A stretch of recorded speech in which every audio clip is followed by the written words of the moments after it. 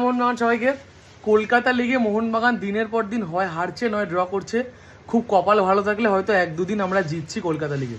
আমরা পেজ বিবৃতি দিচ্ছি যে আমরা নাকি কলকাতা লিগটা ডেভেলপমেন্টের জন্য খেলছি, আমরা ডেভেলপমেন্ট করতে চাই, ওখান থেকে প্লেয়ার তুলে আনতে চাই, সেই জন্য আমরা কলকাতা লিগটা খেলছি। ঠিক আছে, আমি সেটাও মেনে নিচ্ছি যে আমরা প্লেয়ার তুলে আনার জন্য খেলছি, কিন্তু আমার বক্তব্য হচ্ছে আমরা প্লেয়ার তুলে আনি না, সাথে সাথে কি দুই একজন প্লেয়ার আমরা সিনিয়র টিম থেকে অ্যাড করতে পারি না? গ্লেন মার্টিন্স প্লেয়ারটা তো খেলাই ভুলে গেছে।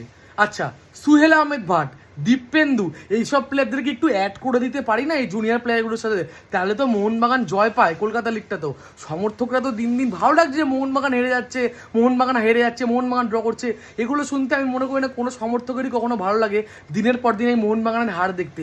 অবশ্যই ডেভেলপমেন্ট দরকার, কিন্তু তার সাথে সাথে কিছু কিছু সিনিয়র প্লেয়ারকে অ্যাড করে দিলে এমনও ডেভেলপমেন্টে ক্ষতি হবে বলে আমি মনে করি না। দিনের পর দিন মোহনবাগানের হার বা ড্র দেখতে না কোনো মোহনবাগান সমর্থকেরই ভালো লাগে না। যারা খেলা দেখতে যায় দিনের পর দিন নৈহাটিতে এই ম্যাচগুলো, তারা যখন হেরে বাড়ি আসে তাদের কিন্তু মোটেই ভালো লাগে না যে ম্যাচগুলো হেরে আসতে। তো আমি এইটুকুনি রিকোয়েস্ট করবো যেন এই ডেভেলপমেন্টগুলো থাক, অবশ্যই ডেভেলপমেন্ট দরকার, তার সাথে কিছু কিছু সিনিয়র টিম থেকে কিছু কিছু প্লেয়ার, 2-3টে প্লেয়ার অ্যাড করা হোক না।